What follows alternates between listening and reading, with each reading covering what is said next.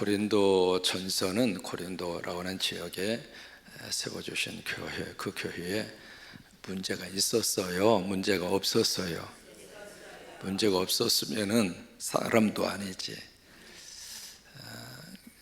그러니까 우리 스스로 우리 존재 자체가 완벽합니까? 완벽하지 않습니까? 가끔 우리가 착각해요. 자녀들 막 나무랄 때 자기는 그 시절에 완벽하게 한 것처럼 착각하거든요. 그렇지 않습니다. 근데 문제가 많은 그 교회 속에서 하나님께서 사도 바울을 통해서 성령의 귀한 역사와 능력으로 그들에게 답을 주십니다. 지상에 세워진 모든 교회들은 완벽하지 않습니다. 왜 그럴까? 우리가 믿는 예수 그리스도 하나님은 완벽하세요. 우리가 의지하는 성령님은 흠이 없으세요.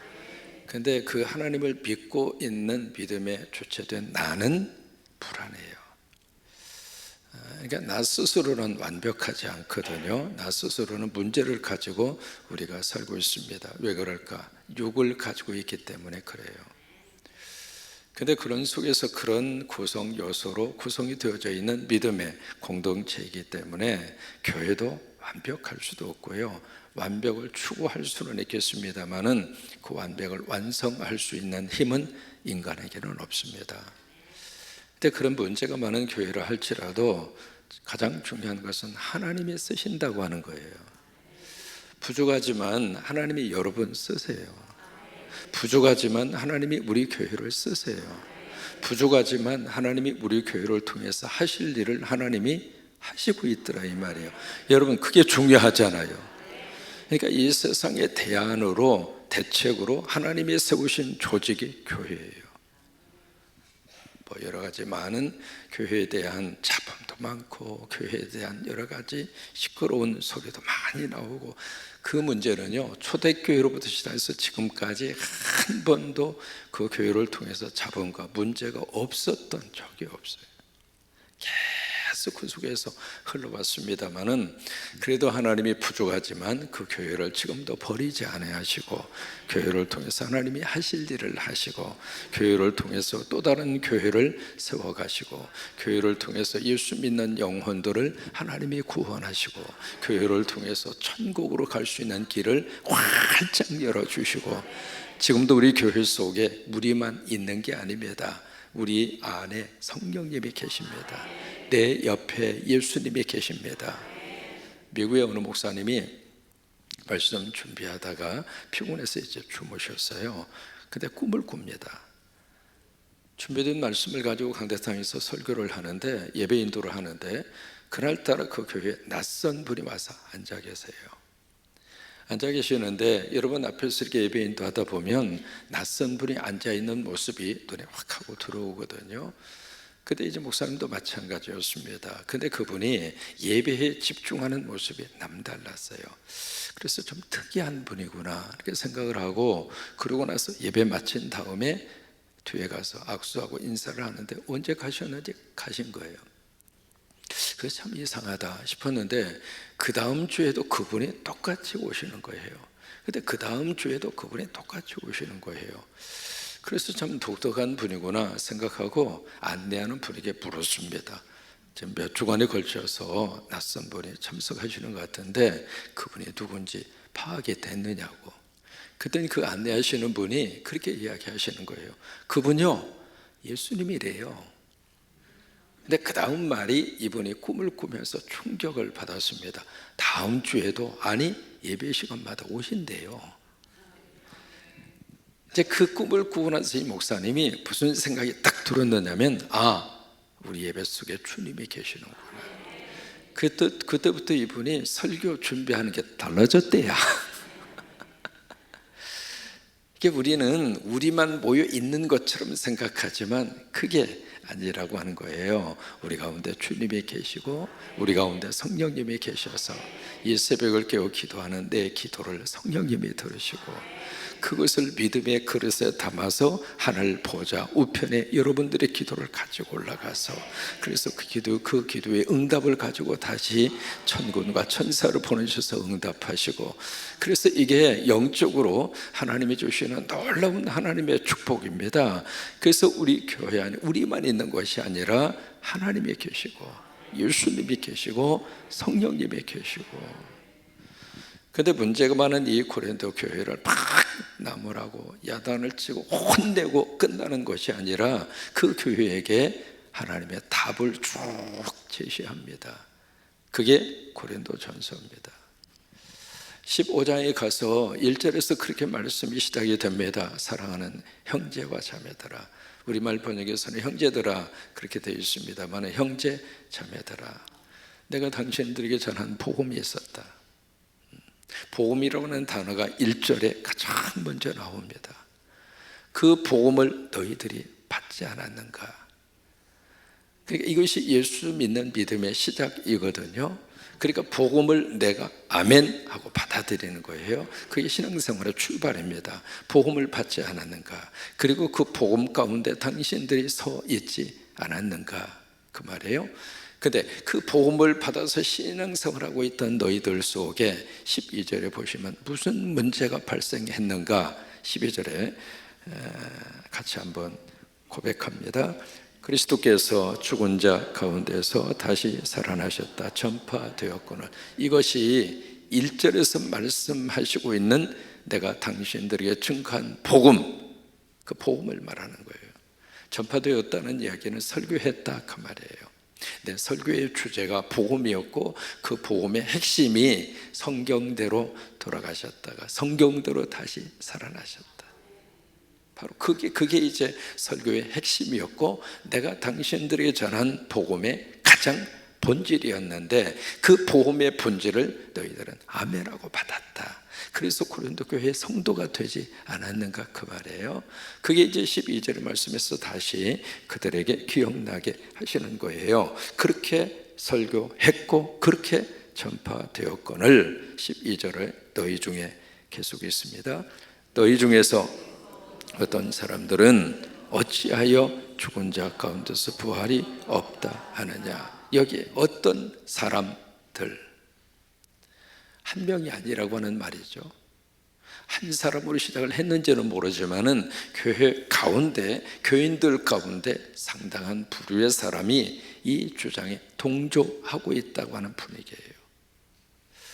그래서 너희 중에 어떤 사람들, 그 너희 중에 어떤 사람들은 질문해 볼까요? 예수 믿는 사람일까요? 안 믿는 사람일까요? 믿는 사람이에요. 교인입니까? 아니면 불신자입니까? 교인입니다. 여러분, 우리 가운데서도 부활에 대해서 아직도 해결하지 못하는 가운데 있는 교인들이 있을 수 있어요? 없어요? 있습니다. 그래서 우리가 새벽의 영성을 가지고 부활 동산에서 특별히 부활절 새벽 예배를 고집스럽게 드려야 할 이유가 어디 있는가? 무덤 앞에서 드리자 이 말이에요. 그냥 교회당 안에서 우리가 머리로만 부활을 생각하고 이성으로만 부활을 받아들이고 믿고 끝나는 우리가 아니라 무덤 앞에서 바로 그 현장에서 우리가 부활을 다시 한번 확인하고, 왜? 부활이 기독교의 가장 중요한 진리이기 때문에. 그래서 너희 중에 신앙생활을 하면서 그것을 처음에는 안 믿은 게 아닙니다. 믿은 거죠. 믿었는데 이상한 사상의 영향을 받아서 이상한 신학의 주장을 가지고 들어온 사람에 의해서 그 부활신앙이 흔들리고 있는 거예요.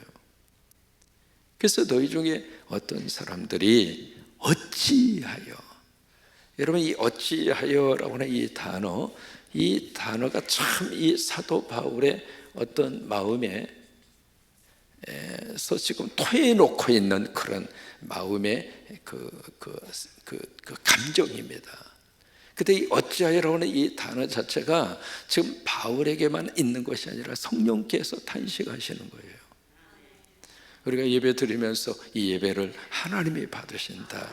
여러분, 그 믿음으로 드려야 그 예배가 하나님 앞에 올라가잖아요. 근데 그 예배를 마치 세상적인 어떤 구경거리처럼 그렇게 예배 속에 참여한다면 성령께서 어떤 탄식을 하시는가? 어찌하여 예배를 그렇게 드리는가? 그거 아니거든요. 오늘 실버잔치 하실 때 마음속에 제가 그렇게 기도해요. 봉짝으로 하든 뭘 하든 하나님이 드러나면 축복이에요. 근데 그것이 세상 일반 무대처럼 어떤 스타가 탄생되어지고 어떤 특별한 유명인을 이렇게 띄워주는 무대로 그것이 만들어진다면 그것은 하나님께 올려지는 자리가 아니에요. 그러니까 우리는 이 성령님의 탄식을 꼭 마음속에 기억해야 돼요. 그래서 처음에 부활을 믿고 믿음으로 잘 이렇게 신앙생활을 하다가 여기에 어떤 사람들, 그들은 누구 영향을 받았는가? 처음에 말씀을 드렸습니다. 사두개파 사람들의 영향을 받습니다. 여러분, 사두개파하고 바리새인하고 예수님 당시에 가장 중요한 두 개의 종파가 있었거든요. 그런데 그들 속에 신학에 있어서 결정적인 차이가 있습니다. 바리새인들은 내세를 믿었고 천사의 존재를 믿었고 부활을 믿었습니다. 그런데 사두개파 사람들은 정반대의 주장을 펼친 사람들이에요. 내세는 무슨 놈의 내세? 그냥 현실에서의 삶이 전체이지 지금 우리가 먹고 살고 내가 존재하고 있는 이 땅에서의 생명이 전부 다지 무슨 놈의 내세? 죽으면 끝나지. 철저한 실존주의, 아주 철저한 현실주의의 근거를 두고 살았던 사람들이 사두개파 사람이에요. 그러다 보니까 천사의 존재 인정하지 않았습니다. 그러다 보니까 부활, 무슨 부활? 그것은 그냥 인간적인 추론일 뿐이고 인간의 희망사항일 뿐이지 어떻게 죽은 자가 다시 살아나? 그것도 죽은 지 수백 년, 수천 년 된 사람들이 뭐가 남아있다고 무슨 놈의 부활을 이야기하는가? 그것이 이제 사두개파 사람들의 논리이고 신학의 사상이거든요. 그 사상을 고린도 교회 교인들이 그 영향을 스멀스멀 받게 된 거예요. 그러다 보니까 부활신앙이 뿌리째 흔들리고 있는 겁니다. 그러면서 13절 말씀부터 어떤 내용들이 쭉 기록이 되느냐면 만일 어떻다면 이라고 하는 패턴의 말씀이 만일이면이라고 하는 이 패턴의 말씀이 오늘 본문 끝에까지 13절에서 여러분들 읽으셨던 19절까지 몇 번 나오느냐면 우리말 번역에서는 5번 나옵니다만은 자세히 들여다보면 6번 나옵니다. 그러니까 6번에 걸쳐서 만일 이러이러하다면, 만일 이러이러하다면, 만일 이러이러하다면 그 패턴이거든요. 그러면 여기서 만일이라고 하는 말은 영어로 if라고 하는 뜻이죠. 가정을 하고 있는 겁니다. 가정을 하는데 무슨 가정을 하는가? 만일 예수님이 부활하지 않으셨다면 그 말이에요. 만일 예수 그리스도가 우리가 믿고 있는 것처럼 돌아가신 지 사흘 만에 무덤물을 깨뜨리시고 살아나지 않으셨다면, 만약에 부활의 사실이 거짓이라면, 만약에 예수님이 부활하시지 않았다면 과연 나라는 존재, 신앙생활하고 있는 우리들은 과연 어떤가? 라고 하는 이 패턴의 말씀을 6번에 걸쳐서 쭉 그들에게 말씀을 하시고 있는데, 이 본문의 말씀을 읽으면서 무슨 생각이 드느냐면 얼마나 지금 안타까우면 한 번도 아니고 두 번도 아니고 6번에 걸쳐서 지금 이 말씀을 강조해야 하는 바울의 심정도 그러고, 이것을 그들에게 계속해서 주입식으로 그들에게 다시 한번 깨우쳐야 하는 성령의 마음도 그렇고, 여러분 마치 자녀가 어느 날 갑자기 부모에게 정색하고 묻습니다. 엄마, 왜? 진짜 내 엄마 맞아? 그렇게 이제 정색을 하고 묻는 거예요. 그러면 처음에는 뭐라고 그래요? 아이, 내가 네 엄마 맞지? 근데 그 다음 날 이 애가 또 다시 정색을 하고 또 물어요. 엄마, 왜? 진짜 내 엄마 맞아? 그러면 어떤 마음이 들어요? 얘가 지금 어디서 무슨 말을 듣고 와서 그래? 그러다가 에이, 다 웃으면서 이제 여유 있게 그렇게 말을 하잖아요. 내가 더 나았어 이놈아. 진토하면서 내가 죽을 고생했어. 내가 니놈 나았어 이놈아. 이제 그렇게 말하고 지나갔어요. 근데 그 다음날 또 와서 얘가 아주 시무룩한 표정을 지으면서 엄마 진짜 내 엄마 맞아. 그럼 여러분 어떤 마음이 들어요? 화가 나요 안 나요? 그런 심정이에요. 처음에 예수님의 부활에 대해서 뭔가 퀘션 마크를 가지고 그럴 수 있죠. 근데 계속해서 이 문제를 가지고 근본적으로 신앙적인 뿌리가 흔들리고 있는 그들에게 만일 그리스도의 부활이 없다면 해서 6번에 걸쳐서 같은 말을 계속 반복합니다. 13절 같이 읽어보실까요? 시작. 만일 죽은 자의 부활이 없으면 그리스도도 다시 살아나지 못하셨으리라. 그 다음에 13절을 읽으시다가 16절로 가세요.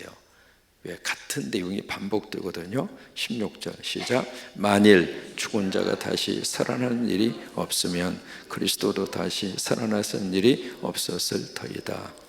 자, 거의 비슷하잖아요. 13절하고 16절하고요. 그죠? 내용 자체가 비슷하게 갑니다.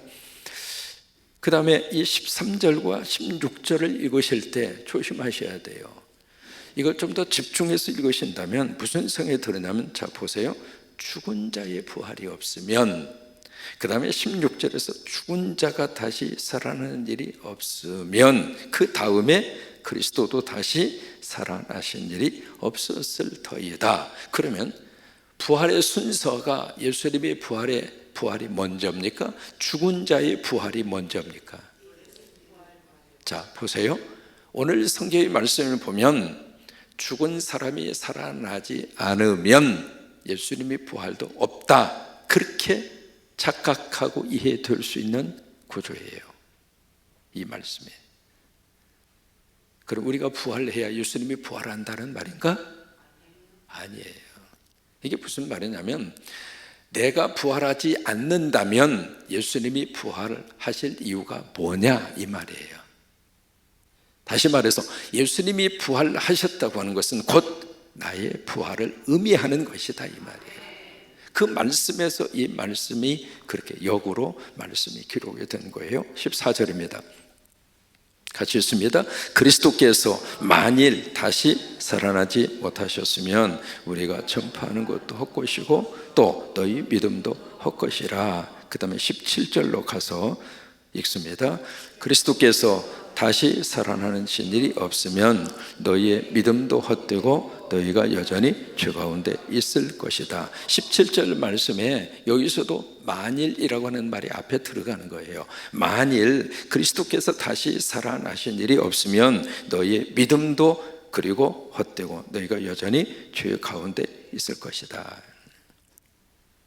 그러니까 이게 신앙생활하면서 부활신앙이 이게 믿음의 전부라고 하는 거예요. 이것이 믿어지지 않으면, 이것 자체가 내 속에서 흔들리면 부활의 신앙생활에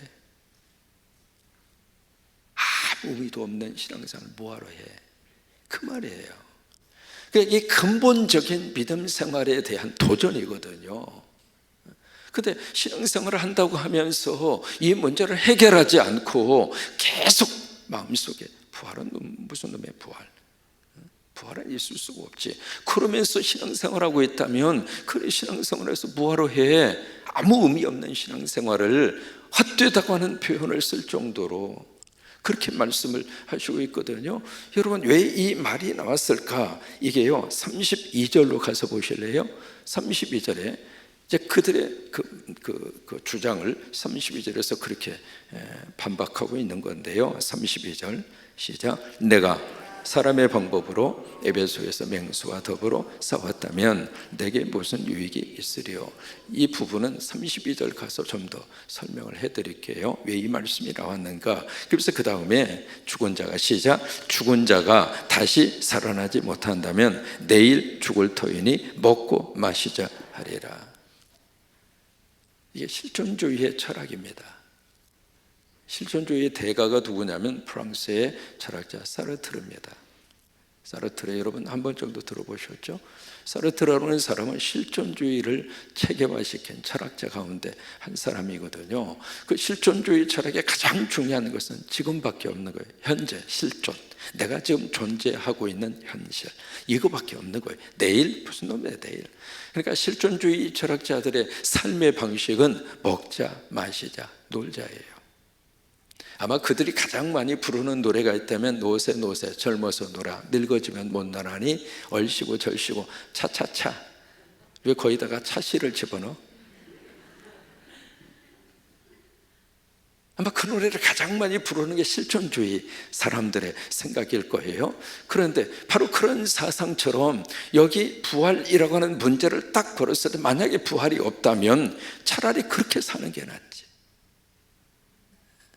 신앙생활 하면서 절제해야 되고, 신앙생활 하면서 내 시간을 바쳐야 되고, 신앙생활 하면서 그리고 어떻게 벌은 돈인데 그 돈 11조로 바쳐야 되고 선교로 바쳐야 되고, 차라리 그 돈 가지고 맛있는 거 사 먹고 그 돈 가지고 놀러 다니고 그 돈 가지고 흥청망청하고 그렇게 사는 것이 훨씬 의미가 있지. 왜 그런 생활을 하지 못하면서 교회라고 하는 틀 속에 갇혀서 신앙생활을 하고 있는 그것이 과연 어떤 의미가 있느냐. 만약 부활이 없다면, 만약에 천국이 없다면 그렇게 신앙생활을 해서 얻어낼 게 뭐냐 이 말이에요.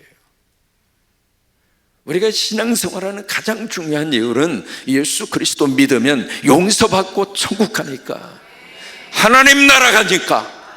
이 땅에서는 불공평하고 이 땅에서는 억울한 일도 많고 이 땅에서는 고생하면서 먹고 살기 위해서 찢어지게 가난함 속에서 고통 속에서 우리가 살았다 하지만, 나 예수 믿고 이 땅의 삶이 전부 다가 아니라 죽음 이후에 영원한 나라 하나님 나라가 있기 때문에 나는 그 나라 가고 싶다. 아니, 나는 그 나라를 바라보고 살겠다. 사람을 우리가 엄마 뱃속에 있을 때 이 세상에 있는 줄 알았어요? 몰랐어요? 모르고 그 엄마 이 태중에 있을 때가 인간의 생명체로서는 가장 완벽한 구조를 갖춘 게 태아의 생명이에요. 걱정할 게 있습니까? 고민할 게 있습니까? 때가 되면 다 먹여주지. 때가 되면 배설하면 엄마가 다 알아서 처리하지. 충격 완화를 시켜주도록 수중에다가 다 집어넣어서. 그래서 사람이 물속에 들어가면 편한 거예요. 왜? 물속에서 생명이 됐으니까. 근데 이게 시간이 되니까 막 나가라는 거예요. 여러분, 그게 진통이잖아요. 참 신기하죠. 너 여기 있으면 너도 죽고 네 애미도 죽어. 그래 나가. 그래서 이제 나오는데 세상에 터널이라도 크면 얼마나 좋아. 좁은 공간 속 안에 공간을 통해서 나오려고 그러니까 본인도 얼마나 힘들겠어. 그 갓난아이가, 그 어린 생명이. 본인만 힘들어요. 내보내야 되는 애미도 싹신이 쑤시고 온 뼈마디가 으스러질 정도로 그 좁은 그 관을 통해서 참 신기해요. 어떻게 그 좁은 저기를 통해서 쏙하고 나오는지. 제 친구 중에 한 사람은요, 나오는데 머리가 뒤틀려가지고 머리가 이렇게 이상하게 생겼어요. 그 친구 얼굴 볼 때마다 참 당신은 우리 나올 때보다도 더 힘들게 나왔어. 머리가 이렇게 삼각형으로 됐거든요. 그리고 딱 나와보니까 이 땅이었어요. 근데 이 세상에서 우리가 살다가 언젠가 우리가 떠나가게 되거든요. 근데 아기가 그 엄마로부터 나올 때의 고통처럼 죽음의 그 통로도 결코 가볍진 않아요. 그래서 우리가 기도하는 겁니다. 주님, 이 세상 떠나는 동안에 고통 없이 갔으면 좋겠습니다. 아니, 설령 고통을 내가 당해야 한다 할지라도 내가 이길 수 있는 힘과 믿음을 가지고 맞이하게 하옵소서. 그게 우리 기도 제목이에요. 그래서 이 세상을 딱 떠나면 어디로 가는가? 천국으로 간다 이 말이에요. 그러니까 이 모든 것들이 바로 내세가 있고 부활이 있고 영적인 세계가 있고, 그러니까 우리가 이 새벽에 나와서 기도하고 하나님 믿고 주님을 위해서 섬기고 헌신하고, 오늘도 실버대학 위에서 봉사위원회 위원장 장로님 중심으로 해서 그냥 여러분 시간이 남아도 돌아서 그렇게 와서 이렇게 헌신하고 봉사하고 그렇습니까? 그거 아니잖아요. 그분들은 부엌에서 우리를 위해서 당연히 해줘야 될 의무가 있습니까? 그거 아니잖아요. 어버이 주일에 효도하는 것이 하나님의 뜻이고, 교회에서 이 사역을 한다고 그러니까 아멘, 내가 믿음으로 헌신하는 것이 주님의 뜻이라고 믿으니까 그렇게 시간 바치고 정성 바치고 음식 하나하나 해서 낼 때마다 얼마나 감사해요. 그다음 뭐 때문에 그래요? 바로 그 내용을 여기서 이제 계속 그렇게 말씀을 하시는 거예요. 자, 그러면서 15절 말씀에 그렇게 말씀하십니다. 같이 읽습니다. 또 우리가 하나님의 거짓 증인으로 발견되리니 우리가 하나님이 그리스도를 다시 살리셨다고 증언하였음이니라. 만일 죽은 자가 다시 살아나는 일이 없으면 하나님이 그리스도를 다시 살리지 아니하셨으리라. 18절입니다. 시작. 또한 그리스도 안에서 잠자는 자도 망하였으리니 만일 그리스도 안에서 우리가 바라는 것이 다만 이 세상 산뿐이면, 여러분 이 부분을 기억하셔야 돼요. 내가 예수 믿으면서 이 땅에 사는 삶으로 모든 희망을 이 땅에 있는 삶으로 만약에 국한해서 가지고 신앙생활을 한다면 그 말이에요. 그렇다면 모든 사람 가운데 우리가 더욱 어떻게 해요? 불쌍한 자, 모든 사람들 가운데 최고로 불쌍한 사람입니다. 왜요? 여러분 이 세상의 삶은 이 땅 위의 삶으로 전부 다가 아닙니다. 영원한 나라가 있고요, 죽음 이후에 부활이 있고요. 그 믿음이 있기 때문에 고통 속에서, 고난 속에서도 믿음을 지키고 살아갈 수 있는 힘이 거기서 나온 거예요. 이번에 순례팀이 몇 번에 걸쳐서 예배를 드렸어요. 그 중에 개인적으로 가장 감동 있는 예배가 대린구유라고 하는 그곳에서 드렸던 예배, 장로님 기억하십니까? 그렇게 지역에서는 마음대로 기도하거나 찬송하는 것이 법으로, 사실은 거기가 회교도가 99.8%입니다. 그래도 잠깐이라도 우리끼리 있어서 우리 여기서 예배 드리고 가자. 그래서 이제 그 지하 공간입니다. 깊은 우물이라고 하는 뜻을 가지고 있는 대린구유, 한번 여러분 인터넷으로 찾아보세요. 이게 지금까지 발굴이 된 게 8층인데요 발굴이 안 된 곳이 11층까지 있답니다. 지하로 11층까지 파들어간 거예요. 파들어가서 그 속에 없는 게 없습니다. 지하에다가 미로처럼 막 해서 1층 2층 내려가고 피난로도 만들어 놓고 거기에 이제 곡식 창고도 만들어 놓고, 또 하나 포도주를 짜서 했던 포도주 짜는 그 차교기 비슷한 것도 있고요. 또 하나 거기 안에 뭐가 있느냐면 학교도 있었습니다. 그 학교가 신학교입니다. 신학교도 있었고 또 하나 감옥도 있었어요. 왜 감옥이 있었는가 안내하시는 분이 그래요. 지하 동굴 속에 들어가서 살으니까 사람이 정신이 이런 거예요. 만약 이런 사람이 밖에 나가서 막 떠들고 그러면 탄로나잖아요. 그러니까 이 사람들을 거기다가 기둥으로 해서 구목이 양쪽으로 있어가지고 그 구목에다 이 사람 묶어놓은 거예요. 또 하나 거기 이제 내려가자마자 뭐가 있느냐면 가축을 키웠던, 거기 양이나 염소나 가축을 키웠던 장소가 1층에 딱 있는 거예요. 지난번 보고 예배 때 장로님 보고해 주셨잖아요. 그 가축을 1층에다 기른 이유가 위에서 그때 로마 시대 그리고 이슬람군이 거기를 점령하던 시대 기독교인들이 들어가서 피난했던 장소거든요. 평소에는 위에서 이렇게 살다가 로마군이 막 저쪽에서 온다는 소식을 들으면 그 속으로 쏙 들어간 거예요. 그래서 거기서 한 3개월 정도 숨어서 살았던 현장인데, 가축들이 거기가 있으면 멀리에서 말을 타고 오거나 그러면 그 소리를 알잖아요, 가축들이. 그러면 1층에서 있다가 막 으메 하면서 막 소리를 들으면 아, 저기 오는구나 해서 더 깊이 숨어 들어가기도 하고 그랬던 장소예요. 그들은 왜 지하 동굴 속으로 들어가면서까지라도 믿음을 지키려고 했는가?